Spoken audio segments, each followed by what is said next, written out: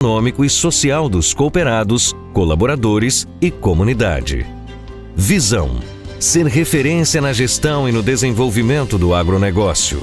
Portanto, continuamos a ter como negócio principal a concretização de soluções para o agronegócio. Você, semeador e semeadora, é fundamental nesta caminhada, que além de ser recheada de sonhos, é firmada em princípios muito sólidos. Cooperação. Compartilhamos a visão de justiça e equilíbrio com melhores oportunidades para todos. Por isso, combinamos esforços para alcançar objetivos comuns. Credibilidade. Atuamos com compromisso, transparência e idoneidade, construindo relações sustentadas pela confiança e segurança. Excelência. Buscamos superar em tudo o que fazemos para oferecer o melhor aos nossos cooperados, colaboradores e comunidade. Integridade. Nosso comportamento, negócios e relações são orientados pelos princípios da honestidade, moralidade, respeito e responsabilidade. Senso de pertencer. Ambiente de trabalho e de negócios alicerçado pela motivação, dedicação e alto nível de comprometimento com a cooperativa. Solidez. Busca constante pelo crescimento equilibrado dos negócios, garantindo a longevidade da organização. Vem com a gente nesta caminhada, semear trabalho, colher conquistas e consolidar ainda mais a cooperação que há 50 anos nos une, nos tornando mais fortes. Com você, formamos a força de quem semeia e colhe, de quem acredita, impulsiona e concretiza resultados. Com você, formamos a força da nossa gente.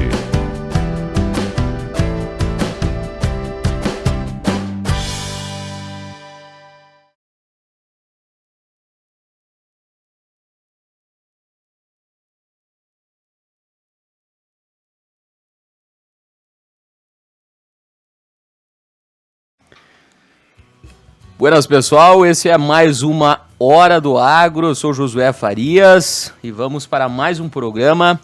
Você que está nos assistindo agora, esse programa vai ser uma retomada do programa anterior, né, sobre a questão da regularização de imóveis rurais, que a gente está fazendo 3 programas muito especiais e eu tenho certeza que muita gente está aprendendo muita coisa.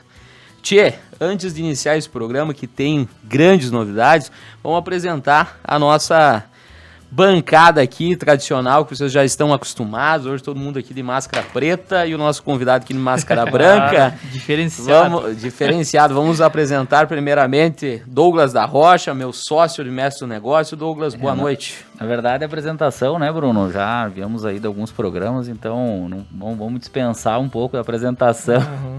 Já vem se apresentando. Mas, enfim, é só fazer o agradecimento ao Bruno. Bruno, obrigado por estar conosco aqui mais essa noite, né? Um convite aí para a gente fazer uma sessão de programas aí, falar sobre regularização imobiliária. Tá? Agradeço a tua presença. Um abraço para a Marli também, que não conseguiu estar presente aqui, mas fica um abraço para ela. O Gamael também, parceiro aí, né? Obrigado também por estar aí conosco. Josué, sócio, que é o nosso, né, gerente aqui de apresentação. Mestre. Âncora. Segue o baile aí. Tchê, né, também vamos apresentar, antes de apresentar o Gama, né, quem quiser conversar com o Douglas, ele que é consultor empresarial em investimentos imobiliários com foco no agronegócio, tu pode seguir ele lá no Instagram pelo @DRochaOficial e tu consegue lá conversar com o Douglas, trocar algumas ideias e tirar algumas dúvidas. Gamael Nasser Salman, também consultor empresarial em investimentos imobiliários com foco em imóveis no litoral de Santa Catarina e imóveis urbanos. Boa noite, Gamael. Boa noite, pessoal. Acho que, igual o Douglas falou, nós estamos já... Quantos boa noite, quantos boa tarde. Agora com o lançamento, estamos fazendo... Tchê. E é para dizer que é um prazer, mais uma vez, Bruno, estar aqui contigo. Prazer, gurizada, estar junto fazendo esse programa aí, que é o... Qual é que é o, José, o quarto? Esse programa é o terceiro da série sobre regularização rural, mas a gente já está no quinto ou sexto programa. Episódio. Então você que ainda não viu Sexto. nosso programa... Sexto? Isso. Sexto, então você compartilha a nossa live no Facebook, compartilha que está passando lá no Mestre do Negócio, a página no Facebook, e também no YouTube da Lagoa TV. Então compartilhe para os seus amigos e mais uma vez, Bruno, seja muito bem-vindo à nossa bancada. Muito obrigado, Gamael. Tchê, e também ó, o pessoal aqui tá me mandando um abraço lá do Mato Grosso do Sul, né? Então, que estão acompanhando o programa. Vamos também, quem quiser seguir o Gamael no Instagram, nas redes sociais, o Gamael Nasser Salman, pelo @Gama Corretor, no Facebook, Gamael Nasser Salman. Antes de apresentar o nosso convidado, fazer aquele recado super especial, pessoal do Mestre do Negócio, qual a gente é filiado, sócio, parceiro de negócios, você que procura investir em imóveis rurais, procure o Mestre do Negócio pelo @mestre_do_negócio, no Facebook pela página Mestre do Negócio Imóveis Rurais, no YouTube e, claro, também na Avenida Nível Castelano, 962, sala 301A, no tradicional Sicredi Novo ali, inclusive está localizado lá a Assessoria Esquenato, que está aqui o nosso querido Bruno Esquenato, ele que é formado em análise de sistemas pela UPF, está cursando contabilidade e é sócio proprietário da Assessoria Esquenato, né, Bruno? Boa noite, Bruno. Boa noite, Josué, boa noite, Gama, boa noite ao Douglas aí, né? Gostaria primeiramente de agradecer o convite, né? Dizer que a gente fica muito feliz aí em poder contribuir um pouco com o agro aí, né? Vamos dar um abraço para a dona Marli que está acompanhando nós lá de casa, né? Ela também que fez a parte do programa anterior aí falando um pouquinho sobre regularizações, então com foco no agro, né? Regularizações rurais. Perfeito, Bruno. Então você que está nos acompanhando pela Lagoa TV aqui, você pode fazer as suas perguntas, daqui a pouco a gente vai mandar um alô. Você que está assistindo nós pelo YouTube do Mestre do Negócio também, eu não sei, a gente não vai conseguir ler as perguntas, acessa a Lagoa TV lá, mas pode assistir e esse programa vai ficar gravado também na página do YouTube do Mestre do Negócio, na Lagoa TV, e você poderá assistir ele na íntegra depois. Tchê, fazendo esses recados, vamos tocar o barco, primeiramente retomando o que foi conversado no programa anterior, até para o pessoal que não assistiu ter uma noção do que foi abordado e o que vai ser abordado nesse programa, fazer uma linha do tempo, né? Bruno, semana passada a gente falou de CCIR, ITR, os cuidados que o produtor deve ter para manter o imóvel regularizado e atualizado, né? Qualquer movimentação na matrícula, né, Bruno? Como que faça essa linha temporal para a gente continuar lindo, continuar, né? E engatar hoje já uma segunda marcha aí e avante. Com certeza, Josué. Então vou deixar meu Instagram aqui, o Instagram também da Esquenato Assessoria, né? Esqueci. @bruno.esquenato e @assessoria com 4s.esquenato. Quem quiser acompanhar aí no conteúdo que a gente está largando lá nas redes sociais, né? Siga nós lá. Ou vá na Avenida Nível Castelano 962, daí no quarto vizinhos do Mestre do Negócio, sala, né? 403. Vulgo em cima do Sicredi. Isso aí. Mas fazer uma retomada, pessoal, então, do programa anterior que a dona Marli participou junto conosco, né, falando um pouquinho sobre a regularização rural, né. A gente falou bastante sobre cadastros territoriais rurais, né, que seriam a parte do CCIR, que é o cadastro do INCRA, que seria a parte do ITR, que é o cadastro da Receita Federal, e também, né, principalmente de uma novidade que temos aí, que é o Sistema Nacional de Imóveis Rurais, que é o CNIR, né. Qual é os cuidados que o produtor tem? Então, os cuidados que o produtor deve ter durante essas declarações e esses cadastros é conferir se a área do CCIR está batendo mais ou menos, tem que bater 100% certinho com a área do ITR.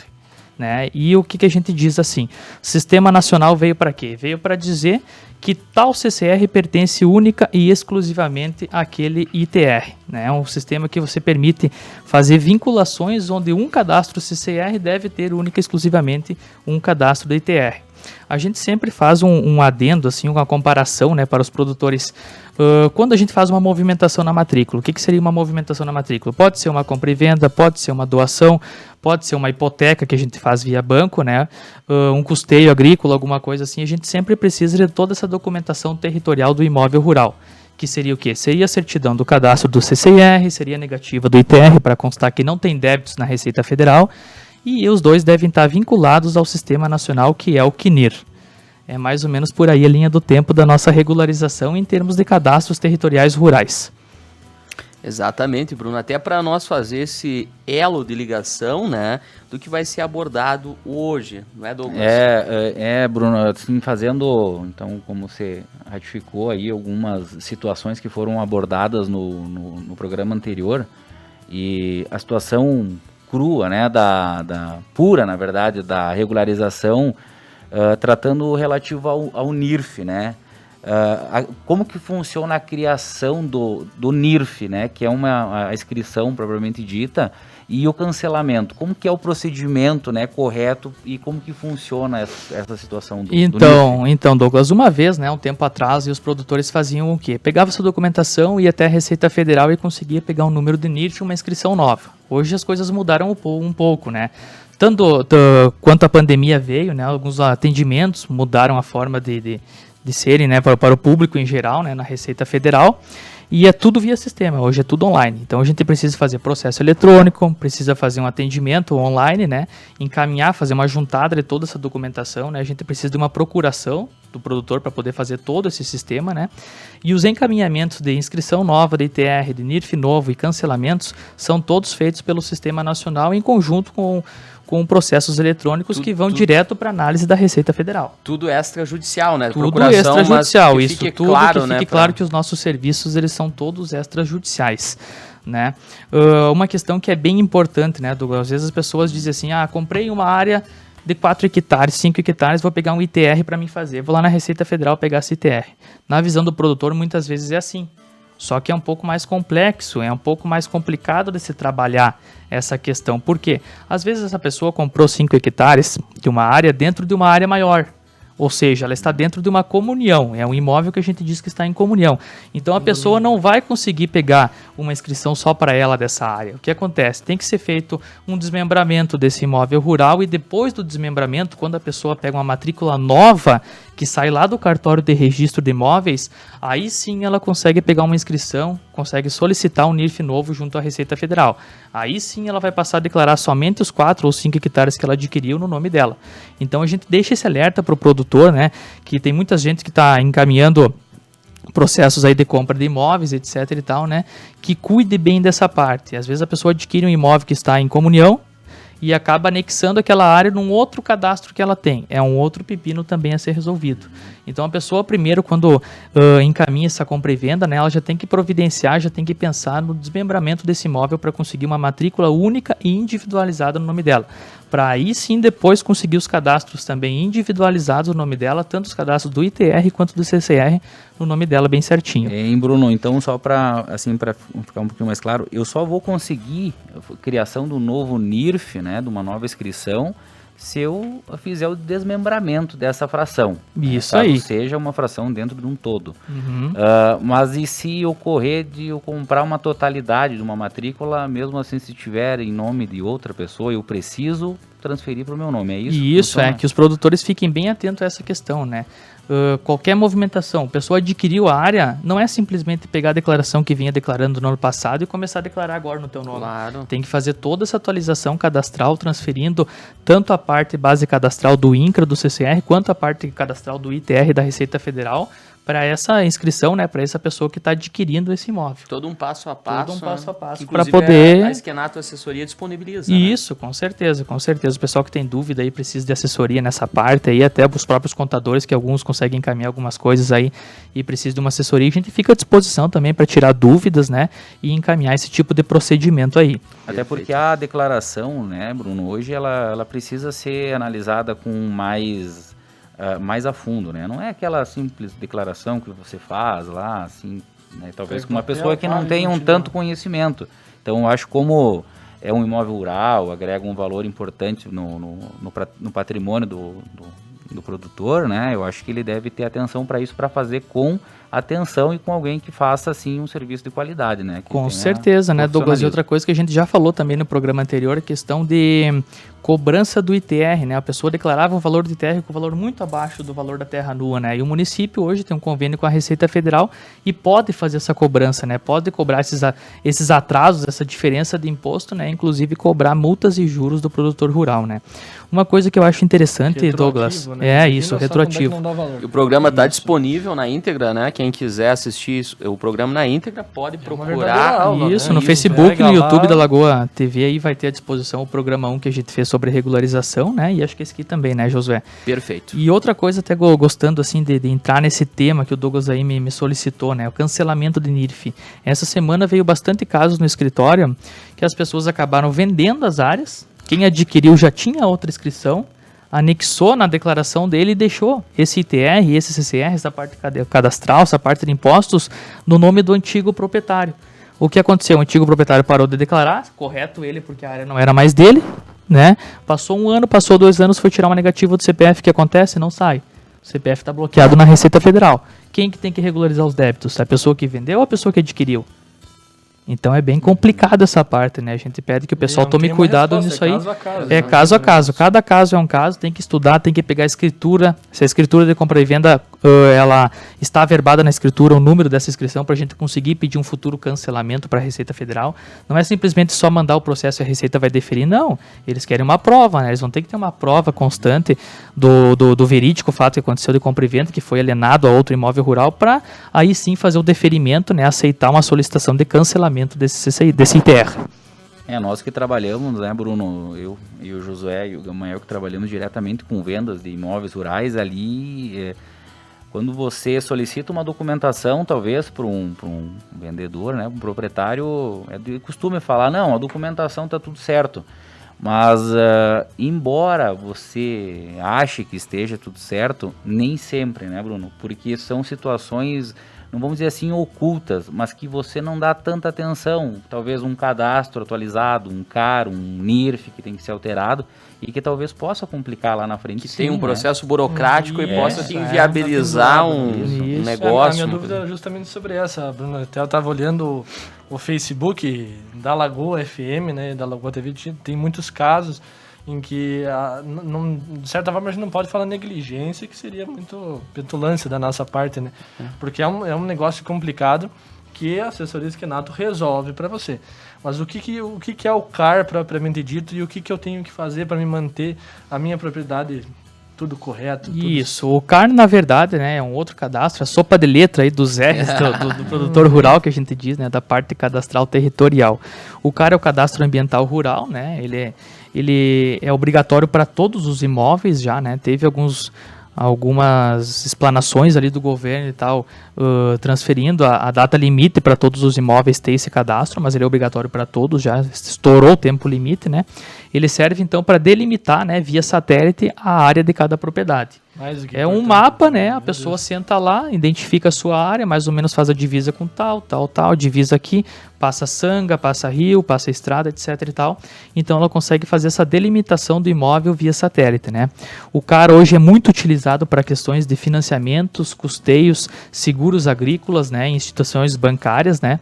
A maioria dos bancos já, quando a gente encaminha algum processo dessa forma, assim, de custeios e tal, que bastante produtores trabalham dessa maneira, né? O banco já exige, então, que tenha a negativa do CCR, que tenha a negativa do ITR e que tenha o CAR.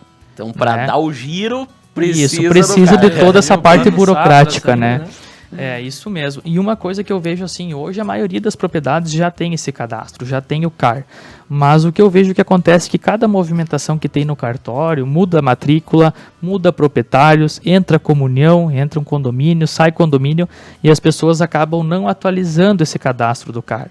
Só vão atualizar esse cadastro quando precisar fazer algum custeio, alguma coisa via bancário.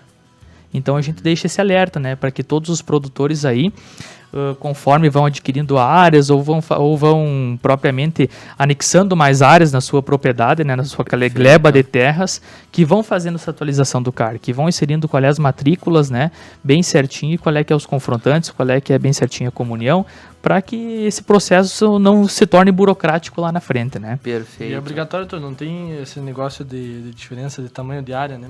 Não, é obrigatório para todos os imóveis rurais. É bem claro. E assim, Bruno, tu tocou um ponto importante que a gente se depara direto, assim.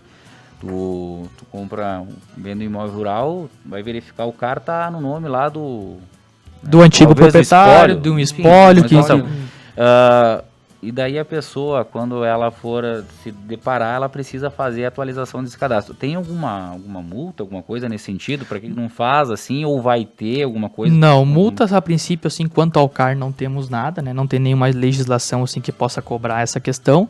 Mas o que a gente diz é que vai impedir alguns negócios imobiliários, né? Vai trancar lá na frente, né? Não vai conseguir prosseguir sem a devida regularização. Não vai conseguir um custeio, não vai conseguir um seguro, porque a documentação não está 100% correta e atualizada. Beleza. E falando também, porque é uma listagem, né? Quando você fala em regularização de documental, principalmente, é uma carrada de documentos. É uma sopa de letras que a gente fala do produtor Aí, rural, né? As obrigações assim, aí. ó, de forma mais sucinta, assim, o que é a questão da ADA, do IBAMA, quais os benefícios de estar em dia, né, com esses cadastros também? Uhum. O ADA, na verdade, ele é um outro cadastro, né? Ele foi criado já faz tempo pelo IBAMA, né? E eu acredito que assim, hoje no Brasil, acho que uns 10, 15, 20, 30% no máximo faz essa declaração.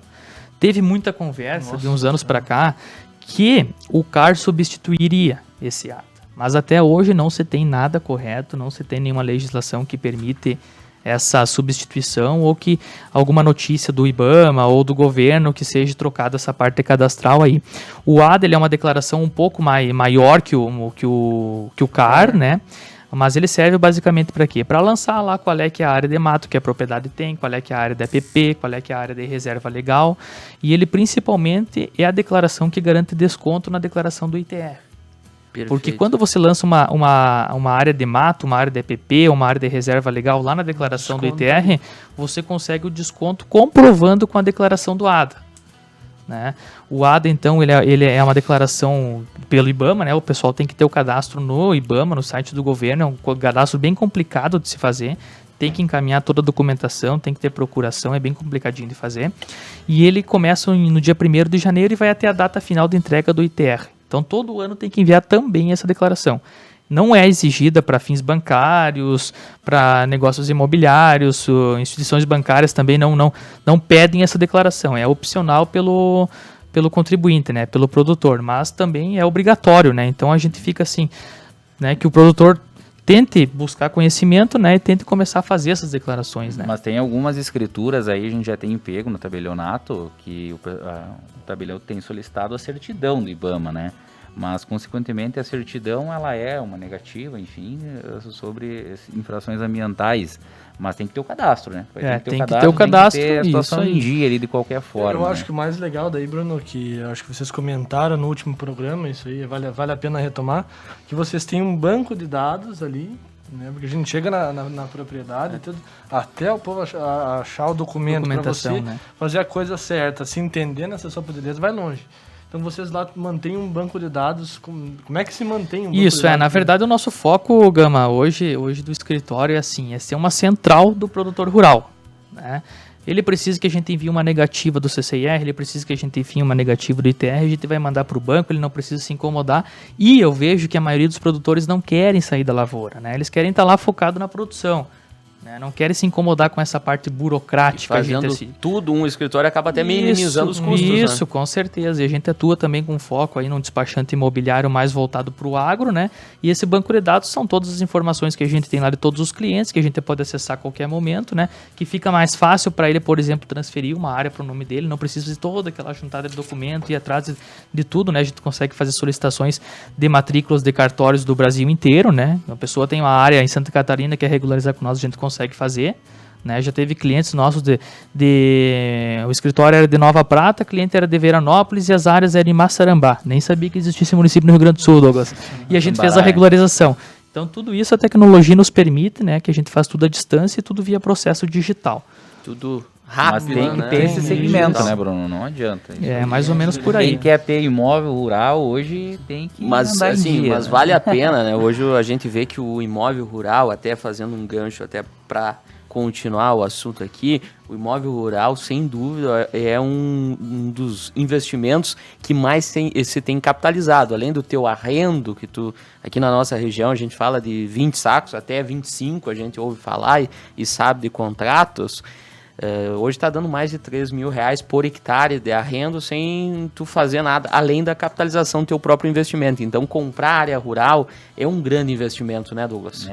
O área rural hoje, ele substitui, né, uma situação, e acreditamos aí que não exista outra forma mais líquida de prover fácil, né? Fácil de ter rendimento quanto comprar investir. E nada melhor do que comprar essa área 100% regularizada e já individualizada, né? Não precisar de assinatura de outras pessoas, não estar numa comunhão. Às vezes a pessoa acaba hipotecando a área lá, né? Que pertence a uma matrícula com vários proprietários, né? Então é bem complicado. Hoje é uma forma de renda que ela é comparada com os mais diversos investimentos. Hoje, afinal, tem muita alternativa para você investir o teu dinheiro e ainda assim os investimentos em terra, em propriedade, continuam sendo os mais rentáveis. Muitas empresas, hoje grandes empresários, né? O risco retorno, né, José? Isso. Hein, Bruno, mas assim, ó, eu só vou voltar um pouco relativo ao cara ali, porque notamos assim, o cara, o ADA, né? Isso que eu queria entender, talvez seja a minha dúvida e seja de alguém. No momento que tu lançou a propriedade, né, tu vai ter que fazer o cadastro dela, provavelmente, e tem a questão do uso consolidado, área de APP, reserva legal, toda essa situação. Como que você faz, como que eu, produtor, assim, qual que é a minha área consolidada, qual que é a minha área de APP e qual que é a minha reserva legal, como que funciona? Posso alterar uma, outra, como que é? Nessa parte, Douglas, na verdade, é tudo via satélite, né? O próprio satélite, você vai fazer a demarcação da área, ele mesmo já vai dizer quanto que é a área de reserva legal, quanto que é a área de mato, quanto que é a área consolidada de lavoura ou para pecuária, etc e tal. O que eu vejo é bastante pessoas encaminhando, né, projetos, né, para fazer a gente não diz desmatamento, mas a gente diz um projeto para poder ter mais áreas de lavoura, né, ou compensar a área de reserva legal em outra matrícula que ele tem, né, mas é mais ou menos por aí, a pessoa delimita e o satélite mesmo já dá bem certinho a área de cada propriedade, informando qual é que é a área de lavoura, informando qual é que é a área de APP, a área de reserva legal. Porque pode ocorrer, né, de uma propriedade não ter área de mato, digamos, né? Talvez uma área pequena, né? Isso, uma área pequena, né? Que era uma área maior e foi desmembrada, por exemplo. Um proprietário ficou só com a área de lavoura, vai ser 100% consolidada a área produtiva. E eu preciso, assim, mediante a legislação, questão legal, ter essa parte de reserva legal, talvez possa ser compensada em outro lugar, talvez seja um assunto um pouquinho mais abrangente.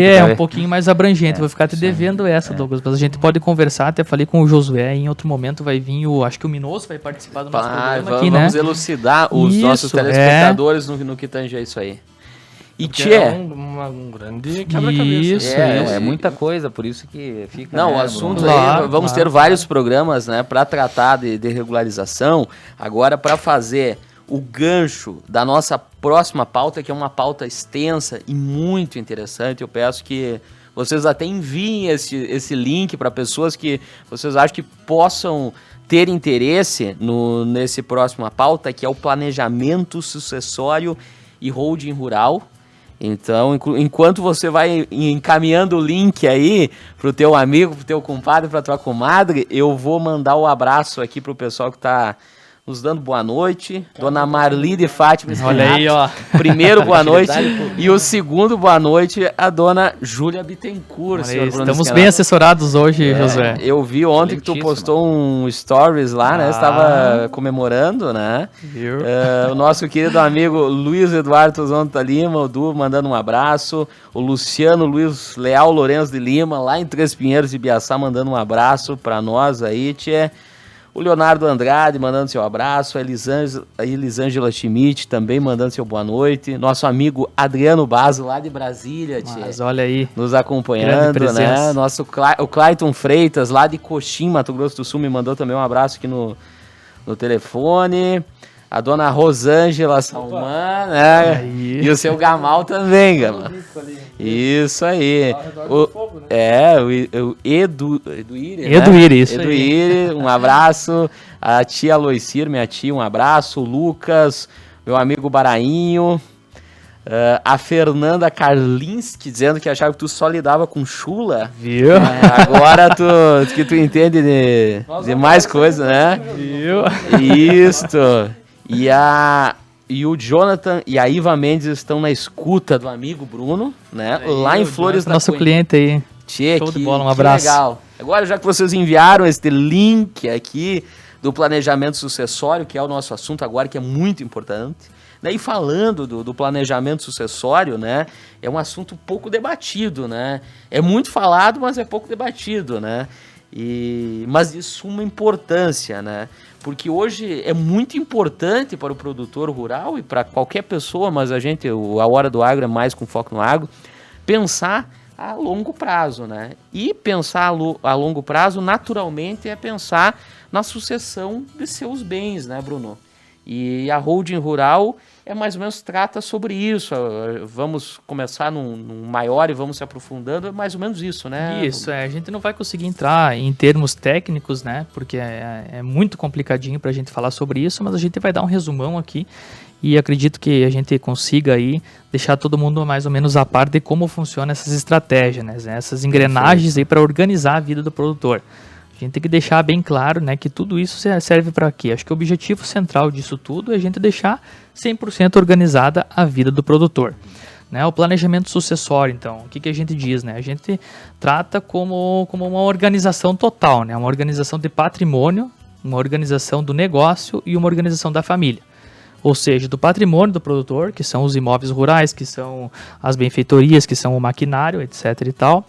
O negócio, né? Como é que eles fazem o negócio, como é que eles fazem a colheita, como é que eles fazem a venda dos grãos e tudo mais. Perfeito. E a família, né? Para já deixar organizado as questões de sucessão em vida, né? É uma continuidade do legado do patriarca da família, né? Às vezes tem o produtor lá que ele tem filhos, né? Tem 2 ou 3 que estão no ramo do agro, que estão tocando a fazenda, e alguns estão em outros ramos da vida, né? Em outros ramos de trabalho e não querem mais tocar a fazenda, né? Então acho que essa estratégia, essas ferramentas, elas vêm para auxiliar isso. Até porque para é um deixar grande isso patrimônio bem organizado. E deixar dividido. Uma né? forma de também fazer a gestão, né, Bruno? Uma forma de fazer gestão. Eu acho que como o agro aí movimenta muito o Brasil, né? A gente tem muitas pessoas aí com muito patrimônio nessas questões assim. A gente acha que é um objetivo do patriarca, né? Já deixar isso aí organizado em vida. Uma blindagem. Uma blindagem de patrimônio, uma proteção patrimonial para que venha a adquirir mais áreas futuramente, né? E que esse patrimônio não seja diluído durante o tempo, né? O que a gente vê, né, Bruno? Isso é natural, assim. Talvez ocorra um falecimento, né? Do patriarca que se diz, né? E o patrimônio propriamente dito, existem os sucessores, talvez, pessoas que moram em outras cidades, enfim, e acabam não tendo muito interesse em ficar com esse patrimônio, talvez aqui é o que renda, enfim, quer pegar um montante e vazar, né? E acaba se diluindo o patrimônio. A própria estrutura do patriarca, né, também. E assim, Bruno, né, para nós tramitar a situação, eu, produtor, qual o procedimento que eu preciso... que eu devo seguir para talvez iniciar uma situação de uma holding, para poder pensar como eu posso constituir ela para tramitar minha sucessão antecipada aí. Tranquilo, Douglas. Eu acho que assim, uma coisa bem importante para nós frisar antes de entrar aí no passo a passo de como funciona essa estratégia tributária, essa estratégia, né, para a gente ajudar o produtor a organizar a sua vida, né? Uma coisa que acontece muito, Douglas, é conflitos entre famílias, né? E eu acho que isso aí, entre irmãos, herdeiros, sucessores, etc e tal. Então é muito bom deixar isso aí organizado em vida. E, por exemplo, tu pega um patrimônio hoje de um produtor aí que tem áreas, por exemplo, acima de 100 hectares, e uma pessoa tem um patrimônio de mais ou menos 6 milhões de reais. Tu vai pagar um imposto de TCMD, que é o Imposto de Transmissão Causas Mortes, caso esse patriarca venha a faltar, que tenha que processar um inventário, né? Essa taxa é 6%, né? 6% a taxa do Estado, que bate mais ou menos aqui nas alíquotas do Rio Grande do Sul. Isso daí é praticamente hoje 360 mil reais para a pessoa tirar do bolso e pagar essa taxa pro Estado. Só para fazer essa transmissão, né, de patrimônio do patriarca para os seus sucessores. Numa vez só, não tem choro e nem vela. E hoje a gente vê que os produtores não têm, né? Hoje o produtor ou está investindo na lavoura, não tem esse dinheiro em caixa de reserva de emergência para vir acontecer alguma coisa assim. O pessoal está sempre procurando o quê? Ou investimento em outras áreas, ou investimento em maquinário, né? Especialização em outras áreas da lavoura, da fazenda, e acaba assim, a pessoa às vezes vem a faltar aquele baque na família e a pessoa tem que fazer o quê? Vamos ter que processar um inventário. Essa pessoa vai recolher 6% com um imposto de TCMD pelo Estado, né? Rio Grande do Sul bate. Na verdade, né, Bruno? Mas não tem choro. É assim mesmo que funciona, né? E acho que o principal objetivo é deixar isso aí organizado em vida, né? Então, como é que funcionaria, Douglas? A gente vai fazer um passo a passo meio por cima aqui, né, para o produtor também entender como é que funciona isso, né? E, de repente, começar a estudar um pouco, a tentar fazer esses encaminhamentos, né? O produtor, então, fazer uma estratégia aí da hold rural, que seria um planejamento sucessório, né? Uma forma de fazer um planejamento sucessório através da engrenagem chamada hold rural. A hold rural nada mais é do que uma empresa do agro, né? Então vai ser criado uma empresa, um CNPJ. CNPJ é bom, né? É uma forma de empreender na fazenda, parar de tributar na pessoa física, começar a tributar na pessoa jurídica. Né? A pessoa tem que abrir um CNPJ, né? Esse CNPJ tem que ser próprio para exploração direta, né? Quem está explorando, né, a área. Tem um CNPJ hoje. Pode fazer devidas adaptações, né, para depois, posteriormente, conseguir integralizar o capital da pessoa física para a pessoa jurídica.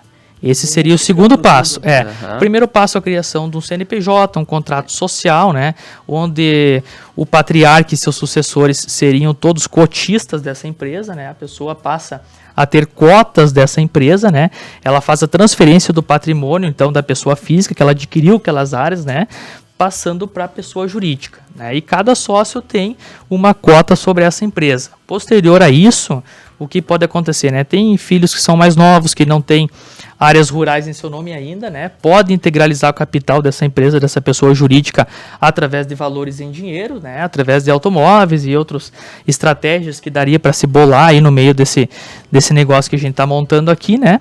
E posterior a isso, né? Depois que o patrimônio da pessoa física já estiver integralizado na pessoa jurídica, com a constituição dessa pessoa jurídica, dessa hold rural, o que acontece? O patriarca pode fazer doação dessas cotas para os seus sucessores em vida.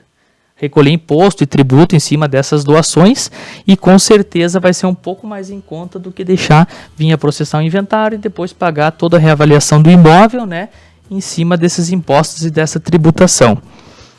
Então, Bruno, assim, só para fazer uma linha do tempo. Então, eu sou produtor, né? Eu falo assim, eu sou produtor porque eu imagino talvez que seja essa a ideia de quem está assistindo, talvez de eu, produtor, como é que eu faço? Eu acho que seria, então, eu faço uma reunião familiar. Isso, né? Eu sento, como se diz, uma mesa redonda com a minha família, assim, e vejo como que vai funcionar, assim, a aceitação, toda a situação. Isso. Depois eu crio uma empresa, eu enquadro ela dentro de uma tributação específica, uma empresa, digamos assim, empresa que tem para exploração rural, agrícola, né? Isso. E a partir daí eu vou dando seguimento. É assim, mas é assim mesmo, né? O produtor tem que sentar ali. Outra coisa que a gente acha bem importante deixar claro, né? Que muitos produtores têm o seu sucessor apenas 3 filhos, né? Vamos dar um exemplo aqui, e um tá tocando a fazenda. Então, durante esse contrato social que vai ser criado, elaborado para a constituição dessa hold, dessa empresa, dessa pessoa jurídica, essa pessoa pode ter uma participação maior, pode retirar um prolabore maior que os outros, entendeu? Aí não fica aquele diz que não deixa para organizar depois que uma pessoa venha faltar, deixa organizado tudo em vida. Então, basicamente, Douglas, seria isso, constituir uma empresa, um CNPJ, né, uma pessoa jurídica, passar os patrimônios da pessoa física para a pessoa jurídica, né? Exatamente. E depois de que o capital já está integralizado na pessoa jurídica, todos os imóveis rurais na pessoa jurídica, fazer a doação de cotas do patriarca passando para os seus sucessores. Aí o seu Josué Farias lá vai ter tantas cotas correspondente a tanto da empresa lá. Ou seja, eu já não tenho mais situação física, imóvel físico, bens físicos. Eu tenho tudo cotas capitais. Cotas capitais da empresa. Assim, logo eu tenho só rendimento, não tenho mais. Isso aí. Se fosse dividendos, né? Isso aí. A nossa questão também, que eu estava até falando com o pai hoje de tarde sobre isso também, que não se diz holding urbana, mas uma holding familiar também funciona da seguinte. Claro, aqui a gente está falando fazendo uma estratégia para organizar a fazenda, né? Organizar o produtor, uma hold rural. Mas tem outras formas de composição de uma hold, como você próprio disse, Gama, que seria uma empresa, né? Um CNPJ para fazer uma proteção patrimonial, seja daí de imóveis urbanos, de imóveis rurais, de outros bens, né? Que possam vir. Até porque o produtor rural vai ter, às vezes, um apartamento na praia, uma casa aqui, um apartamento no fundo. É natural, o que a gente sempre deixa claro é que o produtor faça essa estratégia voltada única e exclusivamente de primeiro momento para imóveis rurais. Né? Fazer a transferência dos imóveis rurais. E de bens que ele não tem, não tem muita intenção de vender. Por quê? O Joso vai ter 25%, eu vou ter 25%, aqui nós 4 aqui temos um patrimônio de 100 hectares. Fica mais fácil de futuramente comprar mais áreas, de esse capital aumentar, desse patrimônio ficar maior, né, Douglas? Além de fazer uma proteção patrimonial, né, tá 100% certinho. Eu posso ir jogando a hora que eu quero mais Isso, pode integralizando o capital conforme... E depois disso também uma outra estratégia, né, Douglas? Por exemplo, a empresa daí sim vai ter um valor em caixa e vai fazer a compra de outros imóveis já no nome da empresa. Tu entendeu? Aí a pessoa vem a faltar, os seus sucessores estão tocando a empresa. Quando vê esses sucessores vêm a faltar, outros sucessores estão tocando a empresa não morre, a empresa continua. Isso. Hoje nós temos, Bruno, vários clientes aqui que investem em terra, que compram áreas conosco, que eles, o pessoal de fora, né, e já tem uma visão diferenciada sobre isso, então eles já vêm adquirir um imóvel de grande porte, não pessoa física, né? PJ. Já na pessoa jurídica. Dificilmente. Tu negocia, claro, pessoa física, mas quando tu vai fazer uma escritura... A escritura é a pessoa jurídica. Às vezes o vendedor pega, mas não era o cara que ia comprar, que eu tô vendendo para uma empresa. É diferente, é uma situação em que o cara está negociando, mas é a holding que vai fazer a aquisição desse imóvel, até por uma questão de planejamento, talvez que essa pessoa já tenha feito lá atrás, né? Claro. E eles estão adquirindo mais. Eu acho que isso é bem importante, assim, para segmento. E só para seguir, para complementar, a questão que tu falou da blindagem, Bruno. Como que funcionaria isso? Eu consigo colocar mecanismos dentro, né, do meu contrato social, como uma incomunicabilidade, impenhorável, alguma coisa nesse sentido? Com certeza, Douglas. Na verdade, todas essas estratégias dos IS que a gente fala assim, né, elas são compostas lá dentro do contrato social, né? Onde eu acredito que o objetivo de todos, a maioria dos produtores, não é vender as áreas, né? Então vai ter lá essas cláusulas que vão, né, que não vão deixar alguns herdeiros. É um legado para o patrimônio, uma blindagem, uma proteção patrimonial que fica estabelecido em contrato, né? Logo, esse contrato pode vir a ser alterado durante os anos, durante o funcionamento da empresa, né? Pode ser vendido as cotas, por exemplo, o Bruno quer ser retirado da sociedade, quer vender as cotas para o Joso, que já é sócio da empresa, né? Vai adquirir essas cotas, a pessoa vai acabar se desligando da empresa, vai lidar com outros negócios, não quer mais tocar o ramo do agro, né? Então tem várias estratégias que a gente consegue combinar no meio dessa organização aí, dessa holding rural. De comercialização das cotas, né? Questão de direito de preferência, por exemplo. Claro. Nós somos cotistas. Isso, nós somos cotistas dentro de uma família, eu não posso vender para um terceiro. Se alguém comprar, se alguém adquirir, vai ser alguém da família. Aquele legado está conservado e vai prosseguir, né? Vai ser a tradição dentro daquela família, daquele CNPJ, daquela empresa rural. A tributação, né, Gama, que tu tinha comentado? Essa questão, você viu como nós se emocionamos, que é um troço tão importante. E o seu Gamal deve estar ouvindo lá essa questão e vai fazer alguma pergunta daqui a pouco. Vai lá, Gamal, olha aí. A tributação, você falou no escritório que tem muita estratégia para fazer e como é que funciona isso? Eu vou constituir. A primeira pergunta, até como nós estávamos falando, é o seguinte: eu vou constituir uma empresa nova. Tá, mas daí tá no nome do Douglas, nós vamos fazer uma holding aqui entre nós. Você vai ter que pagar todo o teu imposto da tua fazenda inteira, o ITBI, que seja, uma espécie de TBI para nós constituir empresa. Para integralizar, assim, não capital. É bem assim, né? É um pouco mais complicado, né? Mas existem algumas estratégias aí, umas legislações, algumas brechas aí na legislação, que o que acontece, né? Na verdade, essa constituição ali do patrimônio que a gente passa da pessoa física para a pessoa jurídica, ela é feita pelo valor constante no imposto de renda de cada produtor, e não pelo valor real daquele imóvel. Tá? Então, por exemplo, lá o Gama vai constituir a empresa lá, os 100 hectares de área, pelo valor declarado no imposto de renda de tantos mil. Esse bem não vai ser reavaliado na integração da pessoa física para a pessoa jurídica. Tu entende? Então a tributação é um pouco menor em questões de ITBI, em questões de ITCMD, né? E posterior a isso, né, a gente tem outras estratégias tributárias quanto à operação, né? A gente sempre diz assim, divisão da holding em 2 etapas, né? A primeira é essa integralização da pessoa física para a pessoa jurídica, passando os imóveis para a pessoa jurídica, fazer a doação de cotas para os sucessores, né? Em vida, deixando todas as vontades do produtor em vida certinhas, né? E em terceiro momento, né, numa outra hipótese, aí sim a gente vai começar a fazer algumas estratégias quanto à tributação, né? A pessoa vai parar de operar um pouco na pessoa física e vai operar certa parte na pessoa jurídica. Nem tudo na pessoa física, nem tudo na pessoa jurídica. Tem algumas estratégias que podem ser feitas da seguinte maneira: o produtor pode lançar todas as suas despesas na pessoa física, né, deixar que não tenha muito lucro para não pagar muito imposto na pessoa física e tributar um pouco na pessoa jurídica. Então é bem mais ou menos por aí que a gente faz essas engrenagens, essas estratégias para recolher um pouco menos de imposto e deixar organizado em vida. Negação, né, Bruno? Não, pelo amor de Deus. É muito não, pelo nós estamos contrário. falando em estratégias, tá? Não é questão de sonegação.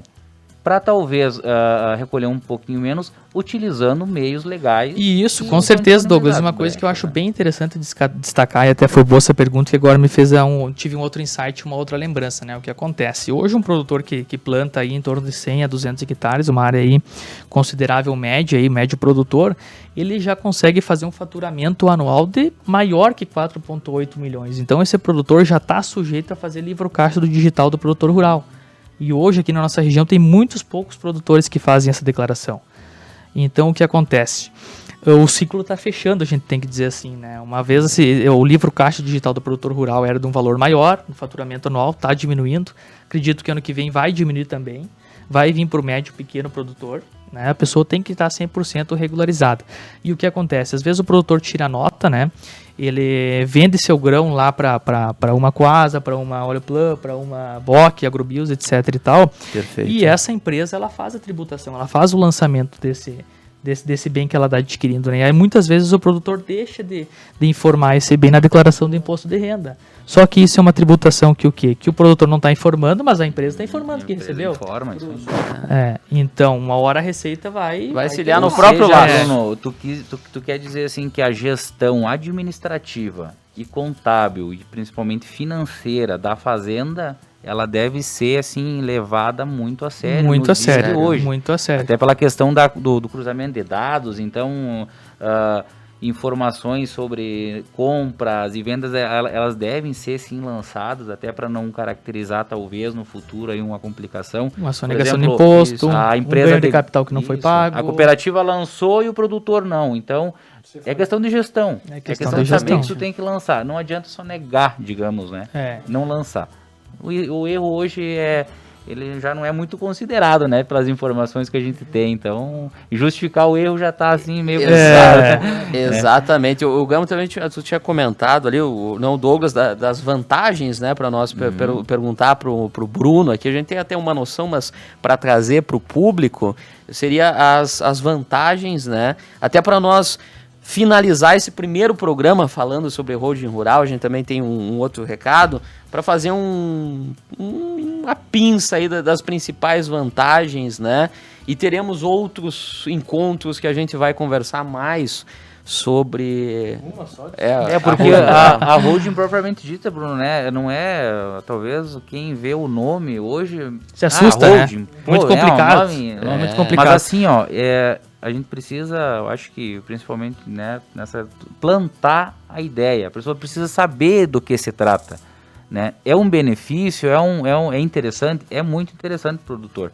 Então, ele deve sim saber, e a gente tem que estar aqui para bater na tecla, né, Bruno? Para buscar conhecimento, buscar... Então, quais que seriam aí as vantagens aí para o produtor? Mas Douglas, toda essa questão aí, fazendo um resumo do que a gente falou hoje, né, é a proteção patrimonial, né, é deixar as vontades do produtor em vida, né, deixar as vontades que ele quer em vida certinho, né, quanto à família, quanto às questões sucessórias, né, está em dia com o fisco, né, com a fiscalização, com a Receita Federal, né, diminuição dos custos, a gente vinha processar o inventário de TCMD, etc e tal, e estratégias tributárias para recolhimento dos impostos também, né, e se o patriarca vinha faltar aí na empresa, né, a empresa não fecha, né, a empresa se mantém para os sucessores e assim vai tocando o baile.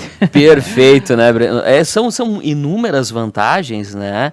E você vindo conversar hoje, o Bruno aqui que trouxe para elucidar, mas tu chamando lá até no no Instagram, o @BrunoSchenato lá, Bruno.Schenato, o @Gama Corretor, o @D Rocha Oficial, a gente fica à eu, disposição, né, Josué Farias, @Josué Farias, a gente vai conversando e encaminhando para o Bruno, e agregando reuniões. Conhecimento e também ajudando nós a explorar um pouco mais dessa holding, às vezes nem vender um produto, mas assessorar o produtor. A gente faz vendas, a gente assessora muito para ter uma segurança nas transações e constituir o patrimônio e construir a gente fala um império, mas assim, um patrimônio próspero, né? De toda uma história que o produtor tem. A tecnologia, a modernidade, os mecanismos jurídicos também acompanham, né, o segmento do que vem. Então a gente tem que se adequar. Infelizmente, assim, desde a questão da regularização imobiliária, né, Bruno, documentos é uma enxurrada de situações aqui que devem ser feitas, sim. Liga o microfone aí, Gama. Então, a questão da hold também é mais uma situação em que a gente traz aqui para que o produtor pesquise, para plantar a dúvida, né? Com certeza, é isso mesmo, um dos nossos objetivos. E assim, ó, para finalizar, um abraço para Jane Santini, minha mãe do Douglas. Conversamos com ela hoje em Biraiaras, né? Hoje o dia foi uma loucura. Para o Marcelinho Oliveira, para Raquel Fontana, né, que está até elogiando, né, super bem explicado. Acompanhando a hora do agro aí, né? Sempre lá da Ábila Festa, pro Xande Copati lá em Ibiaçá. Outro dia a gente até, nossos clientes, estivemos até jantando juntos, pra Laila Nasser, né? Que barbaridade. Pro Adriano Basso mais uma vez aí, né? Lá em Brasília, tá super acompanhando. O Basso vai gravar conosco, conversei com ele ontem no WhatsApp, inclusive um podcast, que é o que a gente tem que fazer.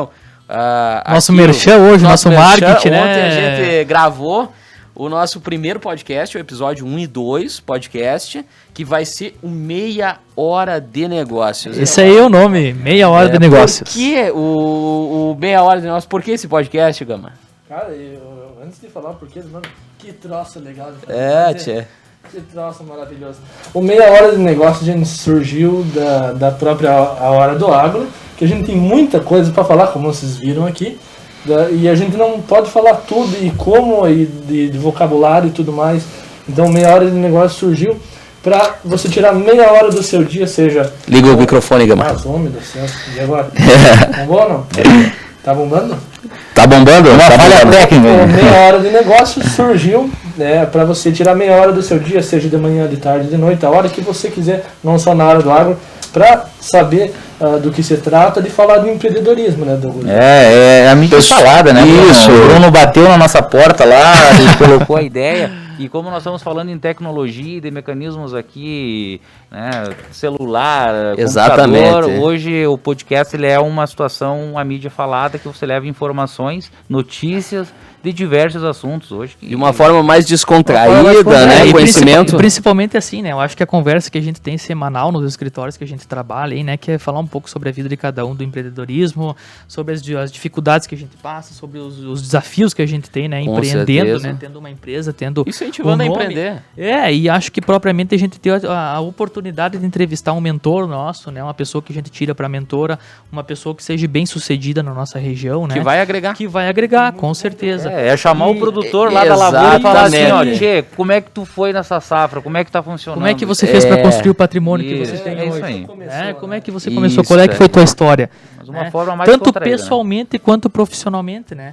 A gente conseguir agregar essas histórias seria muito interessante, né? Então acho que surgiu mais ou menos por aí, exatamente, né? Essa meia hora de negócio. Meia hora de negócio. Esse é o nome do podcast. 30 minutos lá no seu Spotify. Eu acho que vai ficar no YouTube também, com a logo que vamos lançar. A gente acredita que vai conseguir lançar isso aí até sábado, 12:30. Já temos o horário, vai ser meio-dia e meia. Meia hora vai ser lançado o nosso podcast aí. Lá, nossa conversa informal, uma extensão, claro, desse programa com muitas novidades. E para quem não sabe o que é podcast, que eu também, assim, sou um pouco leigo, e para quem não sabe o que é Spotify, essa eu uso bastante, é uma ferramenta, né, Bruno? Exatamente. O Bruno que é mais do tecnológico, aí a gente vai explicar também, acredito que em outras situações. Claro, né? com certeza. Porque não é só uma ferramenta de ordem de negócio, propriamente dito, mas como que é o esquema para Isso, é uma ferramenta de streaming, né, que a gente consegue aí fazer... todo mundo praticamente tem, né, do pessoal mais jovem, né, trabalha com músicas, né, e tudo mais, né, e o podcast é uma fala informal que a gente tem aqui, né, gravada, né, no estúdio aqui, a gente vai conseguir gravar esse podcast aqui na Lagoa FM, né. Exatamente. A gente gostaria de agradecer aí o pessoal da rádio, né, pela nossa parceria, inclusive o segundo episódio, né, José? É a história da Marina. É a história da Marina, né, a gestora da rádio. No digital, na rádio. Exatamente. Tchê, a gente tem que finalizar. Antes, vou pedir aqui pro nosso amigo Yuri colocar a previsão do tempo. Já vai estar aí na tela de... Emocionado. Vamos lá, a nossa temperatura, né? No dia 1º do 7 ali, vai estar 22 graus, que vai ser o dia mais quente agora dos próximos 15 dias. E no dia 30 do 6, que vai ser o dia mais frio aí, que vai estar 4 graus, tô certo? Tô certo. Vai estar 4 graus aí. E a chuva, pessoal, que é muito importante para o nosso produtor aí, que a gente tem que dar uma olhadinha, se puder botar na tela para nós aí. Chove um pouco, né, no dia 24 e 25, de certa forma mais distribuída, eu olhei até antes de vir ali. No dia 26 e 27 vai chover um pouco mais, pessoal, 30 milímetros, vai ser uma chuva marcante para você que está esperando isso. E claro, nossa data do nosso programa, que é mais importante, a nossa previsão é sempre até o próximo programa, vai ser dia 7 do 7, Júlio. Exatamente. 7 de julho. 7 de julho é o nosso próximo programa. Também as cotações, o Yuri vai colocar na tela aí as cotações pela Emater, né? Então às vezes você consegue... Dá dó de ver o soja. Dá uma diferença, né? O soja está 141, milho 79, como você pode ver na tela. O boi 11,50, o quilo da vaca R$10 e a saca do feijão 220. Hoje a gente também está trazendo o dólar. O dólar fechou hoje a 4,97. Quando estava em alta... O Bitcoin. Quem é que vai trazer a informação do Bitcoin aí? Temos hoje. As commodities aí integralizadas aí, regionais. Um abraço para Karina Puerari, para o Viego Santos.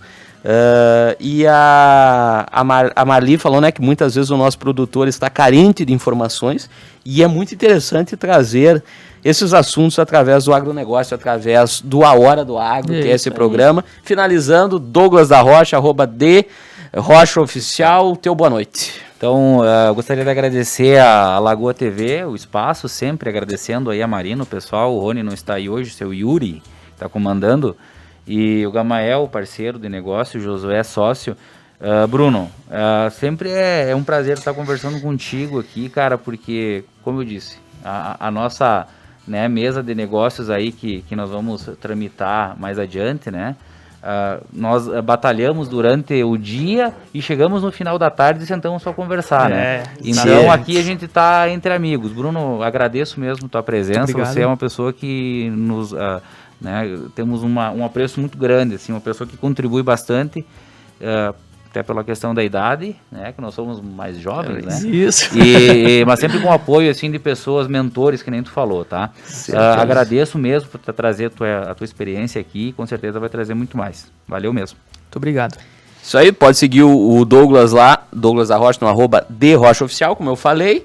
Gamael Nasser Salman, @Gama Corretor. Teu boa noite, Gama. Isso aí, primeiramente, agradecer o Bruno. Cara, o programa é teu, né? Você sabe que eu já vejo, às vezes tu ajuda. Vou virar sócio da hora. Não, você precisa estar na bancada, e é verdade. Como falou o Douglas, cara, isso aqui é só uma extensão da nossa conversa que tem muito conteúdo.